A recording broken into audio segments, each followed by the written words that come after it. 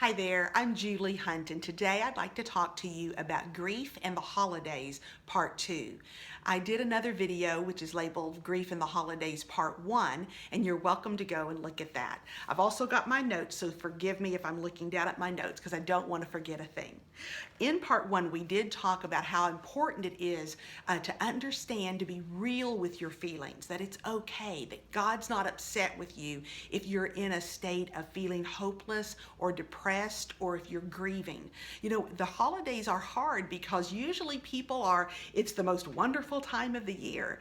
And when we're not in that place, it's very difficult to maneuver through the parties and the gatherings because we're just not in the same place where everyone else is.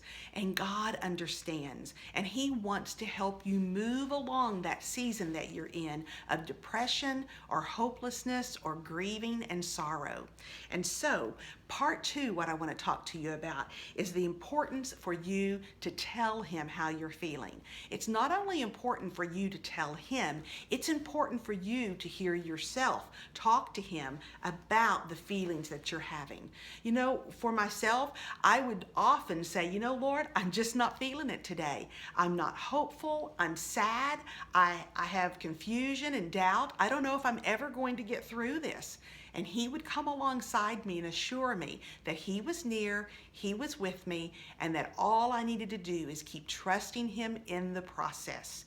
I would tell Him and I would tell myself, you know, I don't feel Him right now. I can't hear Him. I'm pretty numb. I don't know what's happening. I don't know how long this is going to last, but I trust you, God. I trust you because I don't have anywhere else to go. You have the words of life. And so I'm showing up every day and I'm telling you how I feel, the good, the bad, and the ugly. And I trust that you are going to move me along so that I won't be here forever and I won't get stuck in this pit of despair and hopelessness that I'm feeling now. And you know, that's all that God needed to work with, my willingness to show up and say, I don't know what's going on, but I trust you. And so that's what I did day after day. And that's the third point I want to emphasize today in part 2, is that it is a daily exercise. You know, just how we have to move our muscles every day and discipline ourselves in exercise, we need to do that with our self-talk and with showing up and believing that God can change the circumstance that we find ourselves in. Every day I would get up and declare to Him, I don't know what's going on, but you do, and I trust you. We're going together through this road of grief that I'm on. And He was faithful to show up. I didn't have to feel He was there or hear His voice or any extravagant show of His presence. I just needed to be quiet and trust Him in the process. And that's exactly what I did.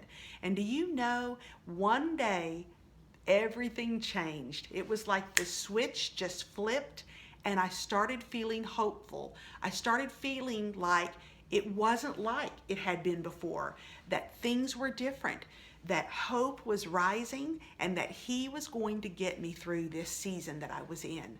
You know, the Word says that hope does not disappoint. That's in Romans 5. And I love that hope doesn't disappoint us. Why? Because of the Father's love. The Father's love that He pours out on His children through His Holy Spirit. So that tells us that we don't even have to do anything except show up and ask for hope to rise within us, because He is faithful to complete the good work that He's begun. So thank you so much for watching. Please leave a thumbs up like if you like this video. Leave a comment. Always email or private message me if you have anything you'd like to discuss further. I'm available to you, and I thank you so much. God will get you through this holiday season. Trust Him, look to Him, and hold on tight because He's there with you. Take care, and we'll see you in 2017. Bye.